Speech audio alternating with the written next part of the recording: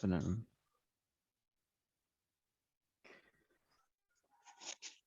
যে ক্লাসটা আমাদের স্যার আজকের বাকি ক্লাস ছিল। কি বেশি ইম্পর্টেন্ট স্যার? জি, বুঝিনি।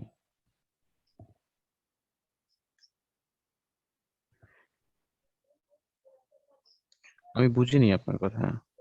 হারুন, স্যার আজকের ক্লাস কি ইম্পর্টেন্ট বেশি স্যার? না বেশি আপনার জন্য ইম্পর্টেন্ট কিনা বলে ইম্পর্টেন্ট না। জিজ্ঞাসা করছিলাম। থ্যাংক ইউ স্যার, তাহলে আমি একটু লিভ নেই জি না। জি, বুঝতে পেরেছি আমি। এমনি আচ্ছা, ঠিক। আসসালামু আলাইকুম। আসসালাম।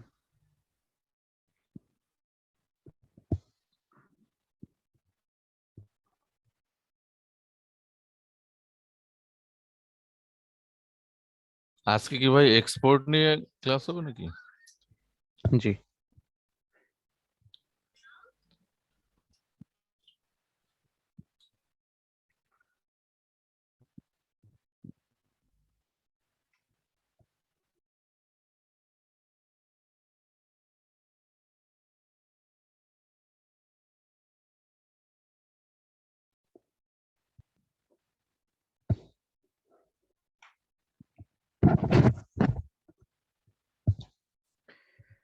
আজকের ক্লাসের টপিক হচ্ছে মাস্কিং এবং এক্সপোর্টিং।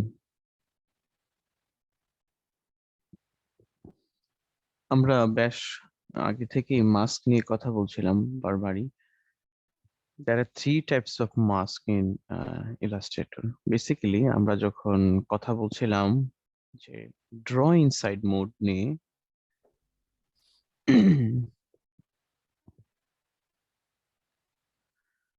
ড্র ইনসাইড মোড অপশনটা ছিল এখানে। ড্র ইনসাইড, ড্র বিহাইন্ড এবং ড্র নর্মাল। সাধারণত ড্র নর্মালটাই আমরা সবসময় ইউজ করি। ড্র বিহাইন্ড মানে হচ্ছে আমি যখন কালারাইজেশন করতাম তখন আমরা ড্র বিহাইন্ড ব্যবহার করেছি।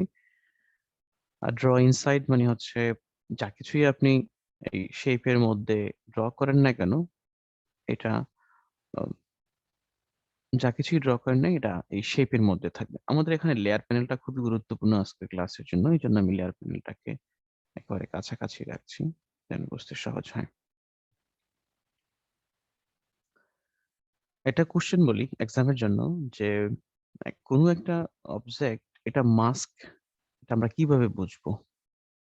মাস্ক বোঝার যে কোনো, যদি আমরা যে কোনো শেপ, যে কোনো টুল এই শেপের মধ্যে ব্যবহার করি, তখন কি হবে? এই শেপটা শুধুমাত্র এটার মধ্যেই ইনসাইড হবে, এই শেপের মধ্যেই ইনসাইডেড থাকবে। যদি আমরা brush tool, pen tool, whatever tool আমরা যে ব্যবহার করি না কেন, এটা এটার মধ্যেই থাকবে। আমি যদি কালারটা চেঞ্জ করে নিই,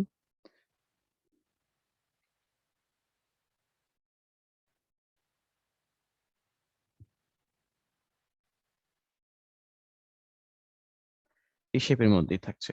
এখানে কি লেয়ার প্যানেলে কি ধরনের অপশন দেখাচ্ছে? লেয়ার প্যানেলে দেখাচ্ছে এটা একটা ক্লিপ গ্রুপ, এবং যে ইলিপসটা আমরা ড্র করেছি এই ইলিপসের নিচে একটা আন্ডারলাইন করা আছে। যখনই কোনো শেপের নিচে এরকম আন্ডারলাইন করা থাকে, তো এটাকেই মাস্ক বলা হয়। তার মানে এটা হচ্ছে একটা জাঙ্ক, মানে এটা হচ্ছে একটা গ্লাস জগ, এটার মধ্যে সবকিছুই আমরা এখানে পরিপূর্ণতা, এটাতে আমরা লোড করছি। তো এর নিচের যে দুটা শেপ, এই দুটা শেপ কনজিস্টেড হচ্ছে বা কনফাইন হচ্ছে এই ইলিপসটার উপর, ইলিপসটার মধ্যে। এই জন্য এটাকে মাস্ক বলা হয়। Draw inside mode is also one kinds of mask. Second ক্যাটাগরির মাস্ক যেটা আমরা সাধারণত কমন, মাইকটা অফ করে দিন।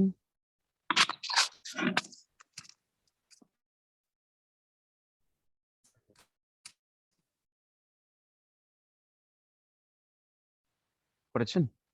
ঠিক আছে। সেকেন্ড ক্যাটাগরি যেটা আমরা মাস্কটা ব্যবহার করে থাকি কমনলি, সেটা হচ্ছে ক্লিপিং মাস্ক। ক্লিপিং মাস্কের বিষয়টা কি? এখন আমি একটু খেয়াল করেন, আমি একটা শেপ নিচ্ছি, আপনাদের জন্য এটা টেস্ট। শেপ নিচ্ছি। এখন এই শেপটার খেয়াল করেন, এই যে শেপটা আমি নিলাম, এই শেপের ফিল কালার আছে এবং স্ট্রোক কালারও আছে, স্ট্রোক ভ্যালু 1 দেওয়া আছে। কিন্তু এখানে আমরা এমটি দেখতে পাচ্ছি। এটার কারণ কি?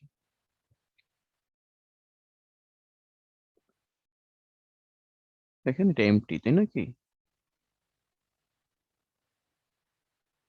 এটার কারণ কি? কেউ একজন রেসপন্স করে। স্যার ড্রয়িং সেট মোড দেওয়া আছে এই কারণে হয়তোবা।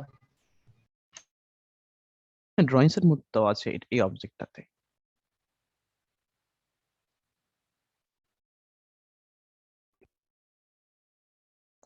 এটার কারণ হচ্ছে আমি যে শেপটা নিয়েছিলাম শেপটা এখনো এক্সিস্ট আছে, কিন্তু ডিসিলেক্ট হওয়ার কারণে একটা দেখা যাচ্ছে না। এই শেপটা এই ক্লিপিং গ্রুপের মধ্যেই দেখাচ্ছে। খেয়াল করেন, এটা হচ্ছে ইলিপস। যদি আমি এটাকে সিলেক্ট করি এবার দেখা যাচ্ছে। যদি আমি এই ইলিপসটাকে ক্লিপিং গ্রুপের বাইরে নিয়ে যাই তখন এই শেপটা আলাদা দেখাচ্ছে। তার মানে যখন আপনি ড্র ইনসাইড মোডে কোনো লেয়ার নিচ্ছেন ওই লেয়ারের মধ্যে যতগুলো শেপ ড্র করবেন বা এটা ওই শেপের ভিতরে হোক বা বাহিরে হোক, যদি লেয়ারের মধ্যে এই সিরিয়ালে থাকে, লেয়ারের মধ্যে থাকে এই শেপটা, তাহলে এটা ক্লিপিং গ্রুপ হিসেবে কাজ করবে। সেম ধরেন আমরা মাস্ক নেওয়ার ক্ষেত্রে মাস্কিং যেই শেপটাকে আমরা মাস্ক করব, এই শেপটা অবশ্যই কোথায় থাকবে, উপরে না নিচে?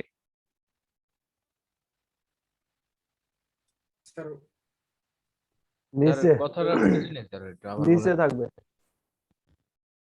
মাস্ক হিসাবে আমরা যেই শেপটাকে ব্যবহার করব, এই শেপটাকে আমরা কোথায় ব্যবহার করব? স্যার, নিচে সাধারণত স্যার। আমরা জানি যে মাস্কের জন্য অবশ্যই দুইটা অবজেক্টের প্রয়োজন। খুব সিম্পলি দুইটা অবজেক্টের প্রয়োজন মাস্ক করার জন্য। এটা হচ্ছে একটা অবজেক্ট, এটা এটা হচ্ছে আরেকটা অবজেক্ট। তার মানে যে অবজেক্টটা দিয়ে আমরা মাস্ক করতে চাচ্ছি, এই অবজেক্টটা সবসময় উপরে থাকবে। যে অবজেক্টটাকে আমরা মাস্ক হিসাবে ব্যবহার করব, সেই অবজেক্টটা সবসময় উপরে থাকবে। আমরা যখন ন্যাচারালি মাস্ক ইউজ করি তখন মাস্ক আমাদের মুখের উপরেই থাকে। এখন যেই শেপটা উপরে আছে, তার মানে ইলিপসটা, এই ইলিপসটা হচ্ছে মাস্ক। যদি আমি এই শেপটাকে উপরে নিয়ে যাই, আই মিন এই রেক্টেঙ্গেলটাকে যদি আমি উপরে রাখি, এই রেক্টেঙ্গেলটা হচ্ছে মাস্ক। এবার এই মাস্ক করার জন্য আমরা জানি মাস্কের শর্টকাট কি? মাস্কের shortcut Ctrl 7 sir. Ctrl 7 object menu, clipping mask, make mask. এখানেও সেম।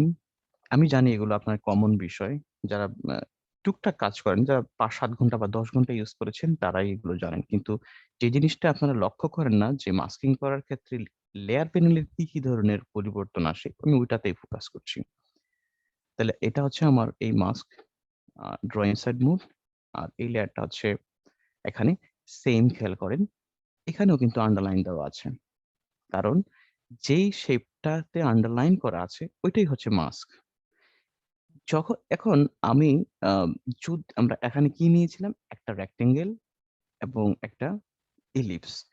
যখনই আমরা মাস্ক করছি তখন নিচের লেয়ারটা, যে অবজেক্টটাকে আমরা মাস্ক করছি, যেমন নিচের লেয়ারটাকে, এই নিচের লেয়ারটা কি হয়, স্ট্রোক। এবার এটা এক্সামের জন্য একটা কোশ্চেন, যে যখন আপনি কোনো অবজেক্টকে মাস্ক করছেন তখন এটা এই অবজেক্টটা নো স্ট্রোক এবং নো ফিল হয়ে যায়। এবার যদি আমি নিচের এই ইলিপসটাকে কালারাইজ করতে চাই, তাহলে আমি সেখানে কিভাবে কালারাইজ করব? সেটাকে কিভাবে কালারাইজ করব? এটা তো দেখতে পাচ্ছেন আমি সিলেক্ট করার কারণে সেটা দেখা যাচ্ছে ইলিপসটা। এখন আমি ইলিপসটাকে কালারাইজ করতে চাই। আমাদের ইলিপসটা ছিল ইয়েলো কালার। আমি একটু ব্যাকে যাচ্ছি। এই রেক্টেঙ্গেলটা হচ্ছে মাস্ক। ওকে, এই রেক্টেঙ্গেলটাকে এই নিচের এই ইলিপসের মধ্যেই কনফাইন করব। রেক্টেঙ্গেলটাকে ইলিপসের মধ্যেই সীমাবদ্ধ করব। তার মানে এই অংশটা কেটে যাবে, এই অংশটাও কেটে যাবে। শুধুমাত্র যেইটুকু অংশ ওভারল্যাপ করেছে একটা অবজেক্টের সাথে অন্য একটা অবজেক্টের, এই ওভারল্যাপিং অংশটাই আমরা দেখতে পাবো। এটা হচ্ছে মাস্ক, এটা হচ্ছে মাস্ক করার অবজেক্ট। এখন যদি যখনই আমরা মাস্ক করছি, দুইটা অবজেক্টকে সিলেক্ট করছি, Ctrl 7 প্রেস করছি, তখন কি হচ্ছে, মাস্কিং অবজেক্টটা যেটুকু কনফাইন ছিল ওইটুকু আছে, বাকি অংশটা নো স্ট্রোক এবং নো ফিল হয়ে গেছে। এবং নিচের যে অবজেক্টটা, সেম ক্ষেত্রে ওইটাও নো স্ট্রোক এবং নো ফিল হয়ে গেছে। এবার যদি আমি ইলিপসটাকে কালারাইজ করতে চাই, তাহলে আমি ইলিপসটা কিভাবে কালারাইজ করব, কেউ বলতে পারবেন? একটা লেয়ার লেয়ার কি করব? সিলেক্ট করে তারপরে এটা কালার কালার হ্যাঁ, এটা আমরা ওপেন করব, লেয়ারটা ওপেন করব। তার মানে মাস্ক বোঝার আরো সহজ উপায় হচ্ছে যেই শেপটার নিচে আন্ডারলাইন দেওয়া থাকবে ওই শেপটাই মাস্ক। এবার যদি আমি ইলিপসটাকে সিলেক্ট করি, এখন যদি আমি এটাকে চেঞ্জ করি, সরি,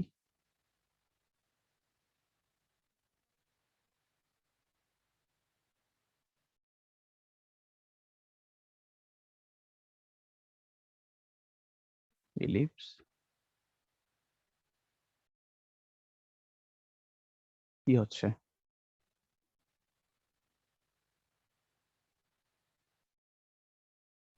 বলেন তো কেউ, হচ্ছে না কেন?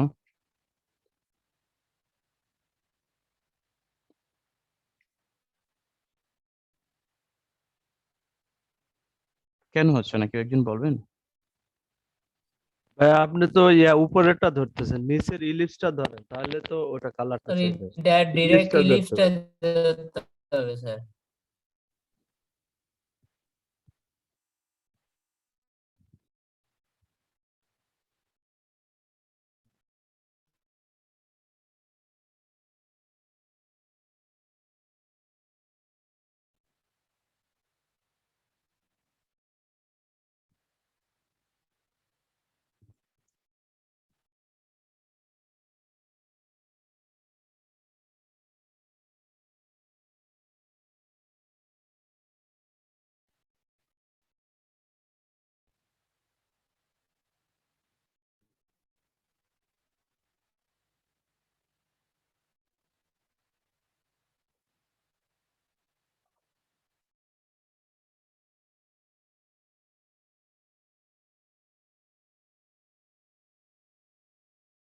হচ্ছে না।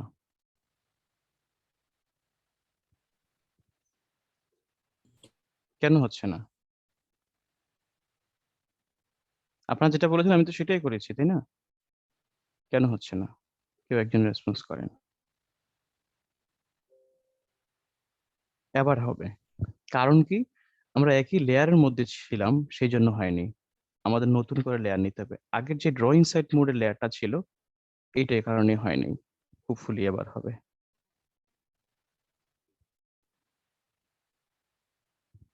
কি অবস্থা?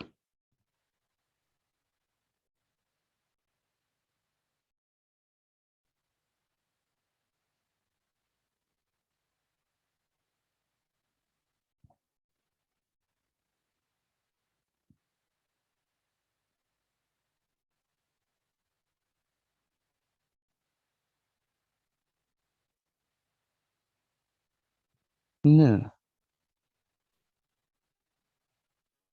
ঠিক আছে, আমি এটা বাদ দিচ্ছি, তার মানে আমি এটা পারি না, অথবা এটা হচ্ছে না। আপনারা নিজেরা একটু ট্রাই করে নেবেন। নেক্সট যেটা দেখানো প্রয়োজন সেটা হচ্ছে অপাসিটি মাস্ক। আপনারা কি অপাসিটি মাস্ক ইউজ করেছেন কিনা কখনো? জি ভাই, করছি। অপাসিটি মাস্ক আমরা কোত্থেকে ব্যবহার করব? এটা ওই যে কোনো কিছু রিফ্লেকশন দেওয়ার জন্য এটা ইউজ করে আর কি। রিফ্লেকশন ডন যাওয়ার জন্য ব্যবহার করা হয় আসলে, হ্যাঁ, অ্যাকচুয়ালি সঠিক। এটা ধরেন আমরা এখানে একটা গ্রেডিয়েন্ট দিলাম, এই গ্রেডিয়েন্টের নিচের অংশ এবং উপরের অংশ দুটাই আমরা ব্ল্যাক করলাম, মাঝখানে আরেকটা অংশ দিলাম যেটাকে আমরা হয়তো হোয়াইট কালার হবে। তার মানে যেটা হলো যে এই মাস্কিং এর এই এই শেপের মধ্যে উপরের অংশটা ব্ল্যাক, নিচের অংশটা ব্ল্যাক, মাঝখানের অংশটা হোয়াইট। এবার যদি আমি এই দুইটা শেপকে একত্রিত করি, একটু শেপটাকে ছোট করি, দুইটা শেপটাকে যদি দুই দিক থেকে ছোট করতে হয় তাহলে অল্ট প্রেস করলেই হবে। এবং এখন যদি দুইটা শেপকে আমি সিলেক্ট করি, উইন্ডো মেনুতে যাই, ট্রান্সপারেন্সিতে যাই, এখানে একটা অপশন আছে অপাসিটি মাস্ক। এক্সামের জন্য কোশ্চেন হচ্ছে যে অপাসিটি মাস্ক কোথা থেকে ব্যবহার করতে হয়? অপাসিটি মাস্ক ব্যবহার করতে হয় ট্রান্সপারেন্সি প্যানেল থেকে। এবার যদি আমি এখানে মেক মাস্কে ক্লিক করি তাহলে কি হবে? ওপরে যে শেপটা আছে, এই উপরের শেপের যে অংশটা সাদা, এই অংশটা নিচের অংশতে ট্রান্সপারেন্ট হবে এবং একটা অংশ আরেকটা অংশের সাথে ব্লেন্ডিং হবে। যদি আমি ক্লিক করি দেন বুঝতে পারবেন। তাহলে কি হচ্ছে, এটা হচ্ছে আমাদের অ্যাকচুয়াল শেপ যেটা নিচে ছিল, আর এটা হচ্ছে মাস্কিং শেপ। এখন এই ২ টা শেপ মিলে যে অংশটা সাদা অংশ ছিল, যে অংশটা হোয়াইট হিসেবে আমরা নিয়েছি আম গ্রেডিয়েন্টের, এই হোয়াইট অংশটাই শুধুমাত্র নিচের অংশটা ফোকাস হচ্ছে। আর যে অংশটা ব্লাক ছিল, ওই অংশটা আমরা দেখতে পাচ্ছি না। এখন এটা হচ্ছে বেসিক শেপ, আর এটা হচ্ছে গ্রেডিয়েন্ট শেপ। এটা হচ্ছে মাস্কিং শেপ। এবার আমরা চাইলে এবং এতে করে কি হয়? যখন আমরা অপাসিটি মাস্ক ব্যবহার করছি তখন লেয়ার প্যানেলে কি হয়? এটাতেও আন্ডারলাইন থাকে। তবে এটা ডট, ডট, ডট আন্ডারলাইন। এক্সামের ক্ষেত্রে ঠিক এইভাবেই কোয়েশ্চেনটা থাকতে পারে যে এই ধরনের যখন আপনার লেয়ার প্যানেলের অবস্থা এই হবে তখন কি ধরনের শেপ ব্যবহার করা হয়েছে বা অবজেক্টটাতে কি ধরনের কাজ করা হয়েছে? অবজেক্টটাতে সাধারণত অপাসিটি মাস্ক ব্যবহার করা হয়েছে। আমরা এই মাস্কিংটাকে চাইলে ইনভার্ট মাস্ক করতে পারবো। দ্যাট মিনস কালো অংশটা দেখতে পাবো, সাদা অংশটা দেখতে পাবো না। এবং চাইলে আমরা এই শেপটাকেও চেঞ্জ করতে পারি। এই শেপের কালারটা ছিল হচ্ছে গ্রিন।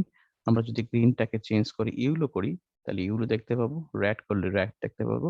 অথবা যদি আমরা এই মাস্কিং এর এই শেপটা, যে মাস্কিংটা সিলেক্ট করে দেন যদি আমরা গ্রেডিয়েন্টটাকে চেঞ্জ করতে চাই, তাহলে সেক্ষেত্রে গ্রেডিয়েন্টটাকেও চেঞ্জ করা সম্ভব। অথবা এখান থেকে রিলিজ করা সম্ভব। তার মানে যেটা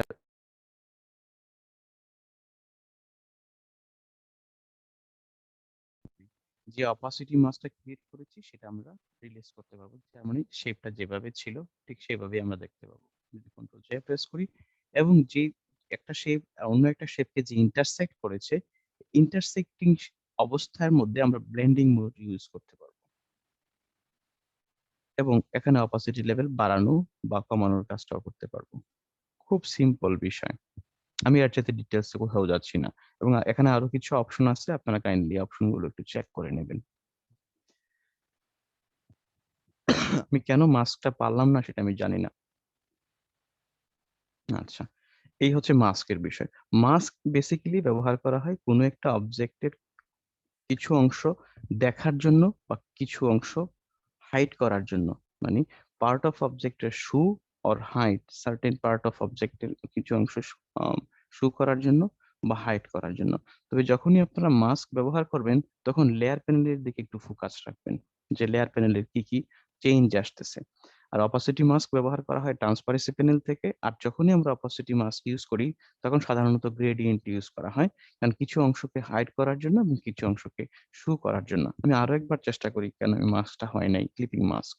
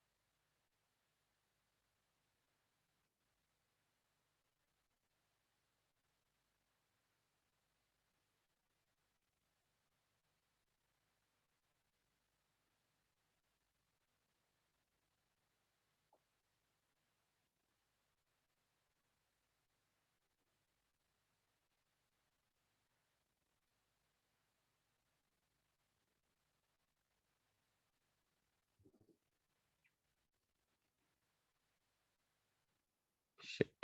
জি, এবার হবে।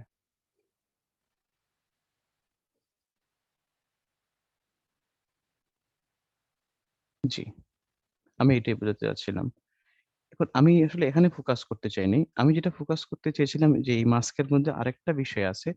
আমরা যদি এখন অন্য কোনো শেপ নেই, ধরেন এখানে আরেকটা আমি ইলিপস নিলাম। এই ইলিপসটা কোথায় আছে? আলাদা অবস্থায় আছে। ইলিপসটা আলাদা অবস্থায় আছে। এখন যদি এই ইলিপসটাকে আমি এই মাস্কের ইনক্লুড করতে চাই, মাস্কের মধ্যেই নিতে চাই, তাহলে শুধুমাত্র এই ইলিপসটাকে যদি ক্লিপিং গ্রুপের মধ্যে নেওয়া হয়, তাহলে এটা অটোমেটিক্যালি মাস্ক হয়ে যাবে। যদি আমরা দেখেন এই অবস্থায় রাখি, তাহলে এটাও মাস্কিং এর আওতায় চলে আসবে। আমরা চাইলে এই শুধুমাত্র এই ইলিপসটাকে যেকোনো জায়গায় শিফট করতে পারবো। যদি কমপ্লিটলি আমরা ইলিপসটাকে মাঝামাঝি রাখি, তাহলে এটাকে মাস্ক হচ্ছে কি হচ্ছে না সেটা বোঝার উপায় নেই। তবে যদি আ একটা নির্দিষ্ট পার্ট রাখি, তাইলে বুঝতে পারবো যে এটা মাস্কে কনভার্ট হচ্ছে। এটাই আমার বোঝানোর উদ্দেশ্য ছিল।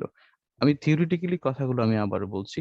যখন মাস্ক ইউজ করা হয়, মাস্কের উদ্দেশ্য হচ্ছে কি দুইটা অবজেক্টের একটা অংশকে হাইড করা বা শো করার জন্য। তিন ধরনের মাস্ক, তিন ভাবে মাস্ক ইউজ করা যায়। একটা হচ্ছে ড্র ইনসাইড মোড, একটা হচ্ছে ক্লিপিং মাস্ক, আর একটা হচ্ছে অপাসিটি মাস্ক। যখন আমরা অপাসিটি মাস্ক ইউজ করব, তখন আমরা সাধারণত গ্রেডিয়েন্ট ইউজ করব। এই গ্রেডিয়েন্টের মাধ্যমে একটা অংশ একটা অংশ দেখা যাবে আর একটা অংশ দেখা যাবে না। এবং যখন আমরা মাস্ক ব্যবহার করব, তখন আমাদের লেয়ার প্যানেলের দিকে অবশ্যই নজর রাখবো, কারণ এটা ক্লিপিং গ্রুপ হয়েছে কিনা। কারণ যেই শেপটাকে আমরা ক্লিপিং গ্রুপ করছি, মানে যেই শেপটাকে আমরা মাস্ক হিসেবে ব্যবহার করছি, ওই শেপটা অবশ্যই কি হয়ে থাকবে, নিচে একটা আন্ডারলাইন অবস্থায় থাকবে। জাস্ট এতটুকুই। এখন আমরা ক্লাসের সেকেন্ড পার্টে চলে যাচ্ছি। সেকেন্ড পার্টটা আরো আরো কম্পারেটিভলি ইজিয়ার। আমি আসলে প্রজেক্টগুলো রেডি করে রেখেছি যেন খুব দ্রুত শেষ করা যায়। এক্সপোর্ট, সেভ এস, এই বিষয়গুলো সাধারণত আমরা ইলাস্ট্রেটরে যে সকল কাজ করে থাকি, এই কাজগুলো কেন করে থাকি, এই কাজগুলো কোন কোন উদ্দেশ্যে করে থাকি। সাধারণত প্রথম হচ্ছে এই কাজগুলো প্রিন্টিং এর জন্য করে থাকি। প্রথম কাজ প্রিন্টিং এর জন্য। দ্বিতীয় কাজ হচ্ছে এগুলো ওয়েবসাইটে ব্যবহার করার জন্য, যে কোনো ওয়েবে ব্যবহার করার জন্য। আর তৃতীয়ত হচ্ছে এটা এক প্রকার ওয়েব, মোবাইলে ব্যবহার করার জন্য। সো তিনটা ইউজ, একটা হচ্ছে ওয়েব, আর একটা হচ্ছে মোবাইল, একটা হচ্ছে প্রিন্টিং। এখন যখন এই তিনটা উদ্দেশ্য তিন রকম, এখন কোন উদ্দেশ্যে আপনি ফাইলটাকে ব্যবহার করতে যাচ্ছেন, ওই উদ্দেশ্যের উপর বেসিস করে ফাইলটা এক্সপোর্ট হয়। আমি জানি এই ফাইল এক্সপোর্ট নিয়ে অনেকের কনফিউজিং আছে। যে জিনিসটা সবচেয়ে বেশি আমি আমার লাস্ট স্টুডেন্টদের কাছ থেকেও যেটা সবচেয়ে বেশি আমি ফেস করেছি, যে স্যার এখন ধরেন আপনি এই ফাইলটা আপনি এখন আপনার ক্লায়েন্টকে আপনি দিবেন, ফাইন। এখন ক্লায়েন্ট বলছে যে এখন এই ফাইলটা যেই সাইজের আছে, যেমন এটা আছে 160, 153, 153 mm এবং 160 mm। ওকে, এখন সে বলছে যে না, এটা 200 mm 200 mm করে দিতে হবে। তখন আপনি ফাইলটাকে কি করবেন? কেউ একজন রেসপন্স করেন। এটাই এক্সপোর্টের জন্য সবচেয়ে গুরুত্বপূর্ণ টপিক।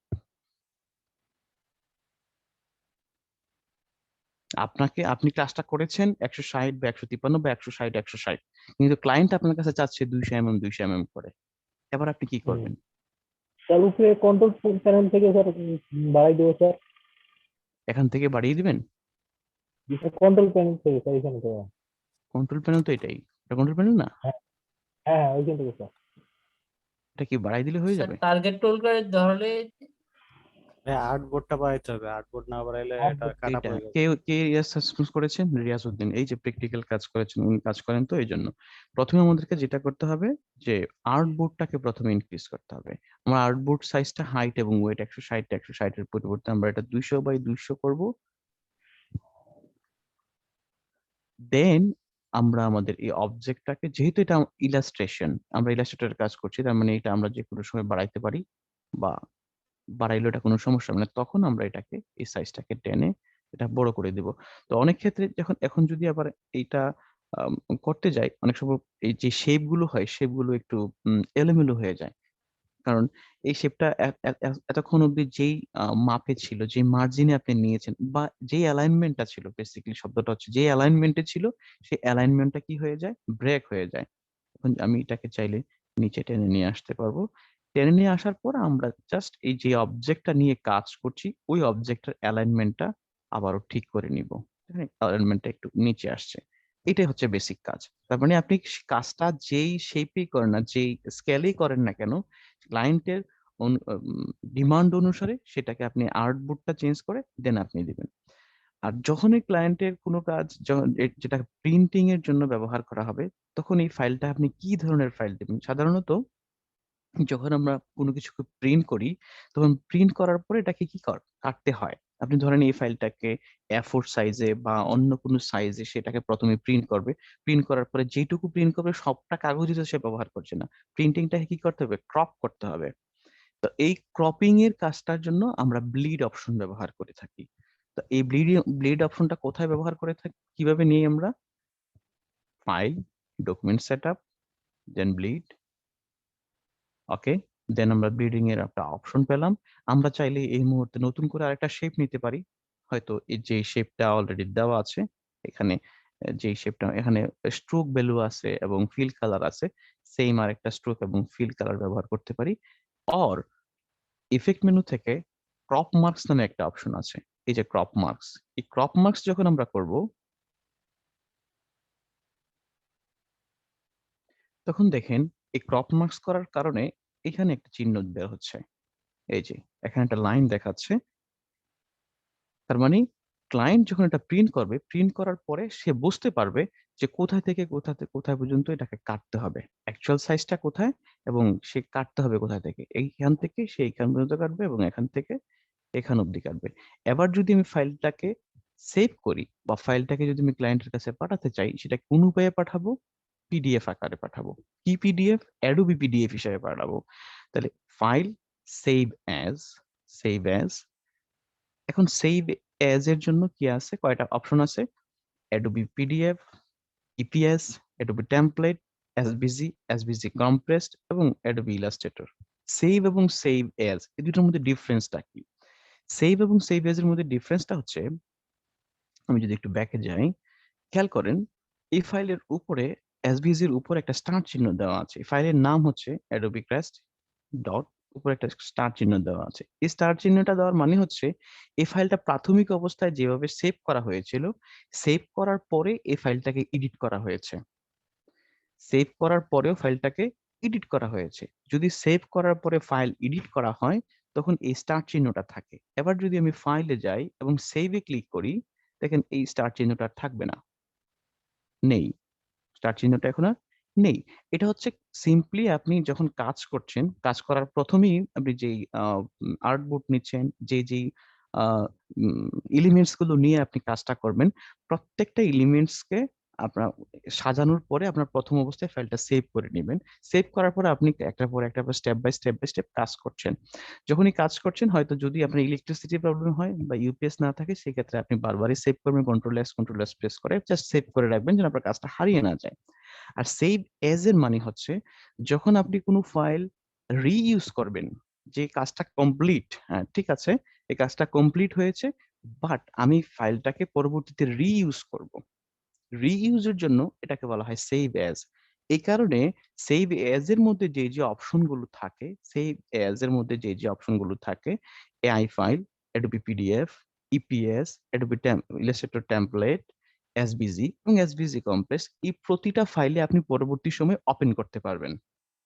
যখন আপনি অ্যাডোবি পিডিএফ হিসাবে কোনো কিছু সেভ করছেন, যদি আমি এটাকে সেভ করি, তো সেম ফাইলটাকে সেভ এজ সেভ পিডিএফ, আমি সরাসরি কোনো প্রোফাইলে দেখাচ্ছি না কারণ ইটস মোর অ্যাডভান্স থিং। যখন আমি এটা সেভ করছি, কি ফাইল হিসেবে সেভ হয়েছে? Adobe PDF. এটা হচ্ছে ক্রপিং অংশ, দেখাচ্ছে না কোনো কি ধরনের ফাইলে আসছি আমি।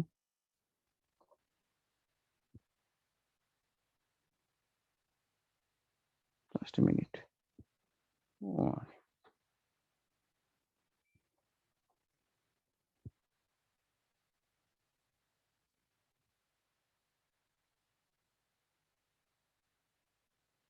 আচ্ছা, এই বারটা কিভাবে আমি ক্লোজ করব কেউ বলবেন?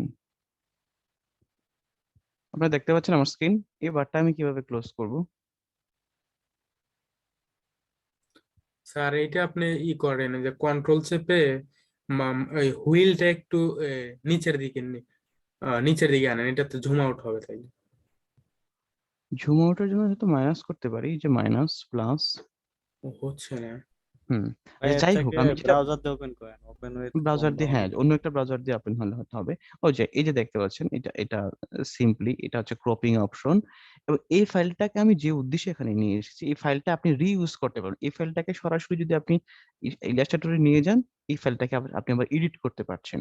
তার মানে আমি যেটা বলতে চাচ্ছিলাম, যে যখন আমরা সেভ অ্যাজ অপশনটাকে ব্যবহার করব, সেভ অ্যাজ তার মানে হচ্ছে যে ফাইলটা আপনি সেভ করছেন সেভ অ্যাজ হিসাবে, এই ফাইলটাকে আপনি রিইউজ করতে পারবেন, ফাইন। কিন্তু আমি বলেছিলাম যে সাধারণত আমরা ইলাস্ট্রেটর এর কাজটাকে কিভাবে এক্সপোর্ট করার ক্ষেত্রে তিনটা কারণে এক্সপোর্ট করে থাকি: প্রিন্টিং, ওয়েব আর মোবাইল। এখন এক্সপোর্ট, এটা সেভ অ্যাজটাও কিন্তু এক ধরনের এক্সপোর্ট। যেমন আপনি যদি ক্লায়েন্টকে শুধুমাত্র পিডিএফ ফাইলটাও পাঠান, তাও কিন্তু সে এটা ওকে, কোনো প্রবলেম নাই, কারণ এটা প্রিন্টিং এর জন্য সেভ অ্যাজ হিসাবে সে প্রিন্ট করতে পারছে এবং একই সাথে সে এটাকে রিইউজও করতে পারবে। এরপরে আসতেছে সেভ অ্যাজ এ টেমপ্লেট, এটা অ্যাজ ইউজুয়াল একটা ইস্যু। এক্সপোর্ট এখানে যেটা কনফিউজিং হয়, export for screen, export as, export for web, এই বিষয়টার মধ্যে ডিফারেন্স কি অ্যাকচুয়ালি? এক্সপোর্ট অ্যাজ যখন আপনি কোনো ফাইলকে এক্সপোর্ট করছেন, আপনি যখন কোনো ডিজাইনকে এক্সপোর্ট করছেন, এক্সপোর্ট করার মানে হচ্ছে এখানে যতগুলো অপশন দেখা যাচ্ছে, এই most of the option is related with raster base export file without two option. একটা হচ্ছে কি পিএনজি, আর একটা হচ্ছে এসবিজি। পিএনজি আর একটা হচ্ছে এসবিজি। এই পিএনজি এবং এসবিজি এই দুইটা ফাইল একই সাথে রাস্টার বেস এবং একই সাথে ভেক্টর বেস। রাস্টার মানে হচ্ছে পিক্সেল, পিক্সেলের আরেকটা নাম হচ্ছে রাস্টার। এক্সামের জন্য এটা গুরুত্বপূর্ণ, পিক্সেল এবং রাস্টার একই জিনিস কিনা। এবং পিএনজি একই সাথে রাস্টার এবং ভেক্টর ফাইল। পিএনজি এবং এসবিজি ব্যতীত বাকি সবগুলো হচ্ছে রাস্টার বেসড ফাইল। যদি রাস্টার বেসড ফাইলগুলো আপনি এক্সপোর্ট করতে চান, সেক্ষেত্রে আমরা এক্সপোর্ট করব। তার মানে এটা এই এক্সপোর্ট অপশনটা ব্যবহার করা হচ্ছে রাস্টার বেস এক্সপোর্টের জন্য। আর এক্সপোর্ট ফর স্ক্রিন, এটা হচ্ছে ওয়েবের জন্য। এই ফাইলটা ব্যবহার করা হচ্ছে, সরি, এটা ব্যবহার করা হচ্ছে শুধুমাত্র মোবাইলে এক্সপোর্ট করার জন্য। আপনি যদি আপনার ডিজাইনটাকে মোবাইলের জন্য ধরুন, এখানে কি আমি কিভাবে বুঝবেন এটা? দেখেন, আইওএস এবং অ্যান্ড্রয়েড। যদি আইওএস মানে আইফোনের জন্য যদি আপনি এটাকে এক্সপোর্ট করে থাকেন, তাহলে আইওএস থেকে ক্লিক করবেন, দেন আপনার কাছে অপশন দিবে এটা কত সাইজের এক্সপোর্ট করতে যাচ্ছেন। এটা হচ্ছে 1 2 3 4 0.5 হাইট, ওয়েট, রেজুলেশন, আলাদা করে এক্সপোর্টের অপশন আছে। কতটুকু এই মানে যে ফাইলটাকে এক্সপোর্ট করছেন এই ফাইলটার সাইজ কতটুকু হবে, এক। এবং যদি আপনি অ্যান্ড্রয়েডের জন্য ব্যবহার করতে চান, তাহলে অ্যান্ড্রয়েডে ক্লিক করে জাস্ট এক্সপোর্ট অ্যাজ ক্লিক করবেন। এবং এখানে আরো কিছু অপশন আছে, যেমন এখানে আর্টবোর্ড, যদি আপনি পুরো যে এখানে যে ডিজাইনটা করেছেন, যে ডিজাইনটা আপনি এক্সপোর্ট করবেন, এটা যদি পুরো আর্টবোর্ডটা একসাথে এক্সপোর্ট করতে চান, সেক্ষেত্রে করা সম্ভব। এবং আপনি যদি চান যে পুরো এই ডিজাইনের কিছু কিছু অংশকে আপনি এক্সপোর্ট করবেন, তাও করা সম্ভব। আমি যদি অ্যাসেটে ক্লিক করি, আচ্ছা এটা হবে না, কারণ এই পুরো ফাইলটাকে আমরা পিডিএফ আকারে সেভ করে ফেলেছি, এই জন্য। আমি যদি একটু অন্য কোনো ফাইল নিতে পারি, সহজ হবে।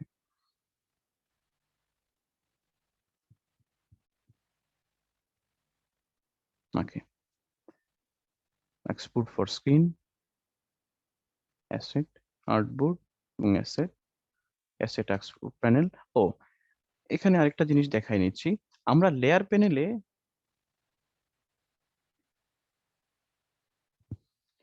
প্যানেলে আমরা এখানে কিন্তু একটা এক্সপোর্ট পেয়েছিলাম, কালেক্ট ফর এক্সপোর্ট। এই কালেক্ট ফর এক্সপোর্টের যে ইউজেস, খেয়াল করেন আইওএস এবং অ্যান্ড্রয়েড। এখন এক্সপোর্টে যদি ক্লিক করি, তাহলে এই এক্সপোর্টে ক্লিক করার সাথে সাথেই এখানে যে অপশনটা আছে, এক্সপোর্ট নয়, launch the export for screen dialogue. তার মানে এখানে এই এই অপশনটা, এই আইকনটা এবং ফাইল মেনুর এক্সপোর্ট ফর স্ক্রিন, এই বিষয়টা সেম। আমি এখানে ক্লিক করছি, তাহলে কি আসতেছে? আর্টবোর্ড এবং অ্যাসেট সেম। এখানে যখন আমরা ক্লিক করছি, অ্যাসেট এবং এক্সপোর্ট। আমরা চাইলে অল অ্যাসেট আমরা এক্সপোর্ট করতে পারবো একই সাথে, অর ইন্ডিভিজুয়ালি আমরা এক্সপোর্ট করতে পারবো। আমি আসলে অ্যাকচুয়ালি দেখাইতে পারছি না। এবং এখানে স্কেল ভ্যালুটা নির্ধারণ করতে পারবো, আইওএস বা অ্যান্ড্রয়েড, আপনারা নিজেরা একটু কাইন্ডলি দেখবেন, চেক করবেন। আমি শুধু মূল উদ্দেশ্যটা বলছি কি, যখন আমরা এক্সপোর্ট ফর স্ক্রিন ব্যবহার করছি, তখন অ্যান্ড্রয়েড সেট বা আইওএস বা এটা মোবাইলের জন্য এক্সপোর্ট করছি, fine. Secondly, thirdly sorry thirdly আরেকটা যেটা অপশন আছে, এক্সপোর্ট ফর ওয়েব। দ্যাট মানে আপনি যে কাজটা করেছেন, সেই কাজটা আপনি কোনো ওয়েবে ব্যবহার করবেন। এটা ওয়েব, সেই ফর ওয়েব লেগেসি। ওকে, এখন এইটা হচ্ছে এখানে যে অপশনটা দেখাচ্ছে, এগুলো খুব বিব্রত হওয়ার মতো কিছু নেই, অনেকগুলো ছোটখাটো ছোট ছোট আইকন ব্যবহার করা হয়েছে। এখানে কি হিসাবে আপনি এক্সপোর্ট করতে চান, জিআইএফ, জেপিজি, পিএনজি আর পিএনজি 24, কালার, বিভিন্ন কালার ভেরিয়েশন আছে। এটা অনেক অ্যাডভান্স বিষয়।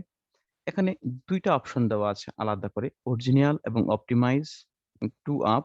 তার মানে আপনি যখন ফাইলটাকে, যেমন আমি যদি জিআইএফ ফাইল হিসাবে, জেপিজি ফাইল হিসাবে এক্সপোর্ট করি, তাহলে এক্সপোর্টকৃত ফাইলটা কেমন দেখাবে এবং আপনার ইলাস্ট্রেটরের ফাইলটা কি কেমন হিসাবে আছে।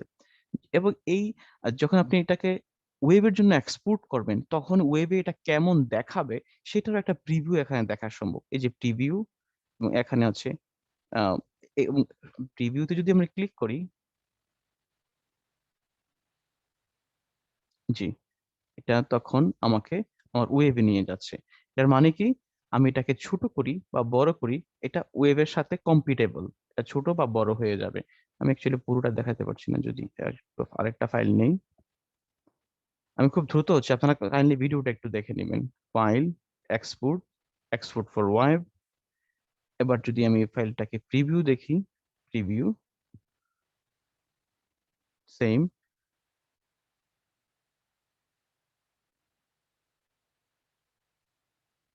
যখন আমি ওয়েবটা আমার এই ব্রাউজারটাকে বড় করছি তখন এটা বড় হবে, এবং যখন আমি ছোট করব তখন ছোট হবে। এটা হচ্ছে না কেন? কারণ এটা ফরম্যাট হচ্ছে জিআইএফ ফরম্যাট। যদি আমি জিআইএফ ফরম্যাট থেকে যদি জেপিজি ফরম্যাট আমি ইউজ করি, জেপিজি ফরম্যাট, এবার যদি আমি প্রিভিউতে যাই, হোপফুলি এবার এটা দেখা যাবে। তা হচ্ছে না। আচ্ছা, হচ্ছে না কেন কেউ বলতে পারেন? আমরা তো মনে হয় অনেকেই এগুলো ব্যবহার করেছেন। ভাই এখানে পিক্সেলটা হচ্ছে কম আর কি, পেজের সাথে অ্যাডজাস্ট হচ্ছে না। পিক্সেলটা কম, তারপরে কোয়ালিটিটা কম, কোয়ালিটিটা বাড়ানো যাবে এখান থেকে। এগুলো একেবারে প্র্যাকটিক্যাল লেভেলের কাজ। আমরা আমি প্রিভিউ দেখাতে পারছি না, সাধারণত এভাবেই ওয়েবের জন্য ব্যবহার করা হয়। আগে মূল মোটিভ গুলো বোঝার চেষ্টা করি। তাহলে আমি একটু সামারাইজ করি আরেকবার। Export for screen use for Android phone or iPhone, তার মানে এটা ফোনের জন্য আপনি এক্সপোর্ট করছেন।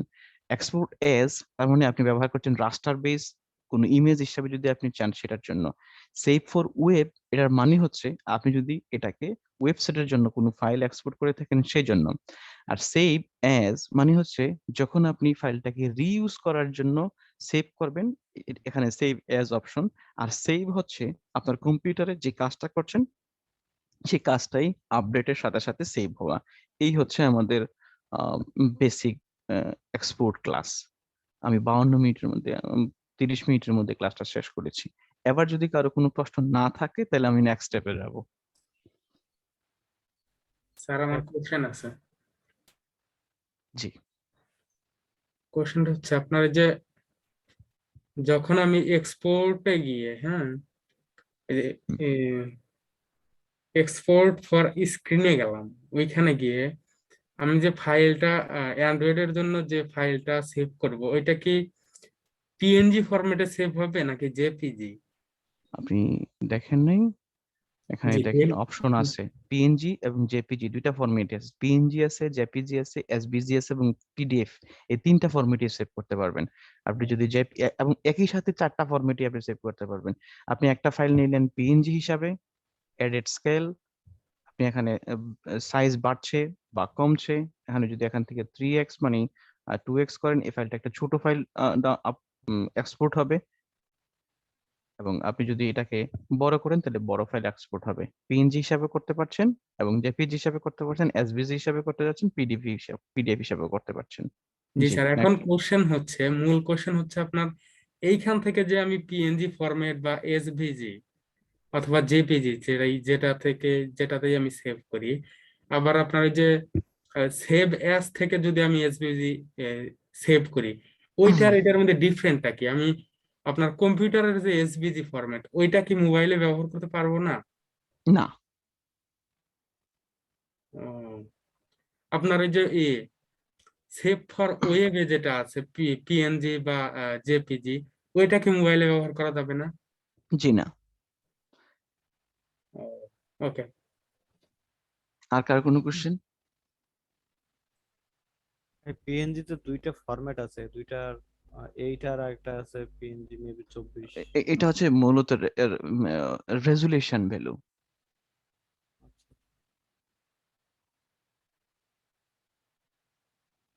কালার,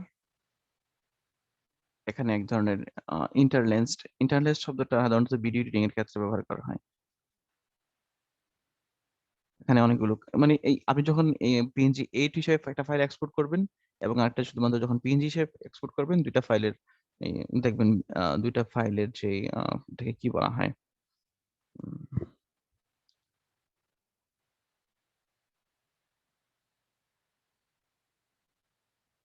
দুইটা ফাইলের যে ভ্যালু, তার মানে একটা ফাইল হবে হয়তো 25 থেকে 30 কেবি, আর একটা ফাইল হবে প্রায় 90 থেকে 100 কেবি। দুইটা ফাইল দুই রকম ভাবে এক্সপোর্ট হবে।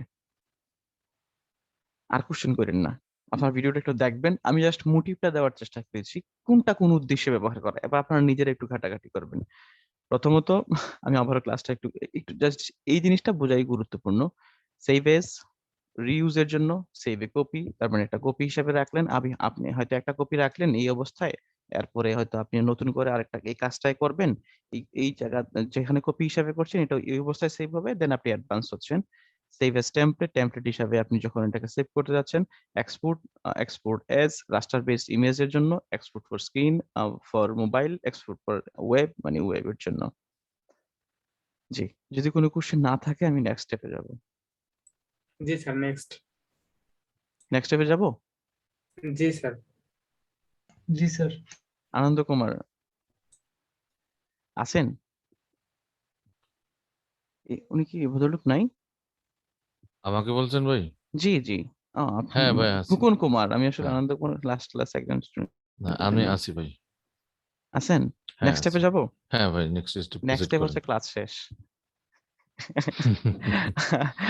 আচ্ছা, নেক্সট স্টেপ হচ্ছে ক্লাস শেষ। কারণ হচ্ছে আপনাদেরকে বলি, আমার আমার আপন ভাই, আপন চাচাতো ভাই নির্বাচন করেছিলেন আজকে, আমাদের এখানে ইলেকশন ছিল, এবং উনি মাত্র 2 বুথে ফেল করেছেন। আমার ও মন খুবই ভারাক্রান্ত। এবং স্যার এবং আমার বন্ধু খুবই ক্লোজ ওয়াও ফ্রেন্ড, মাই গড মানে খুবই ক্লোজ ফ্রেন্ড, যার মাই গড নির্বাচনের আমি একজন বড় ধরনের ডোনেটর ছিলাম, সে চেয়ারম্যানই করেছে এবং সে পাশ করেছে, এবং একজন পাশ করেছে এবং বিশাল বড় ব্যবধানে পাশ করেছে, আর একজন মাত্র 2 ভোটে ফেল করেছে। এই নির্বাচনের আপনাদেরকে যখন আমি মেসেজটা করি, তখন আমি মানে এত আপনারা মেসেজ করছিলেন যে ক্লাস হবে কিনা, এবং আপনি রেসপন্স করছিলেন যে ক্লাস হলে একটু আগে থেকে জানালে ভালো হয়। তখন মনে হলো যে না, আপনি যেহেতু মেসেজ করেছেন, ঠিক আছে আজকে ক্লাসটা করে ওনাদেরকে শেষ করে দিই। আমি না আমি ভাই, খুবই তাহলে ভারাক্রান্ত। আমরা তাহলে ভাবছিলাম যে ভাই একটু আজকে একটু গসিপ করবো, তাহলে ভাই আপনি সবকিছু আপনি ক্যান্সেল চাইলে ভাই। গসিপ করতে পারেন, মানে গসিপ করার মানসিকতা আছে, না কিন্তু না না না ক্লাস ভাই, মানে এই খুব সিরিয়াস কোনো বিষয় নিয়ে কথা বলার মতো ব্রেন ওইভাবে সাড়া দিচ্ছে না। মানে আপনাদেরকে যে ডিপলি প্রতিটা বিষয় বুঝাবো, ব্রেন ওইদিকে সাড়া দিচ্ছে না। যে মানে কোনো সিরিয়াস বিষয় নিয়ে কথা বলার জন্য মানুষের মস্তিষ্কের যে বুদ্ধিবৃত্তিক অংশটা কাজ করে, বুদ্ধিবৃত্তিক অংশটা কাজ করছে না, অলস যে অবস্থাটা সেটা কাজ করছে। আপনারা চাইলে অন্য কোনো বিষয় নিয়ে কথা বলতে পারেন, কোনো সমস্যা নাই। আমি প্রয়োজনে আরো আধা ঘন্টা 1 ঘন্টা সময় দিতে পারবো, কিন্তু ক্লাস নিয়ে যেহেতু পড়ায় এবং ক্লাসের কথা বলাটা, টপিক নিয়ে এটা এক বিষয়, গল্প করা হচ্ছে আরেক বিষয়। আমি ক্লাসটা ক্লোজ করে দিচ্ছি এখানেই। আহ, জি স্যার, এবং আমি রেকর্ডিংটা অফ রেকর্ডিং করলে রেকর্ডিং টাইম অফ অফ করেন করে স্যার দিচ্ছি। এবং আমি আপনাদেরকে বলবো, আমি ফাঁকি দেই নাই, জাস্ট হয়তো কিছু জিনিস আমি এড়িয়ে গেছি। আপনারা যদি ক্লাসটা আরেকবার স্যার দেখেন, রেকর্ডিং কোনটা তো কোনো এখনো আছে জি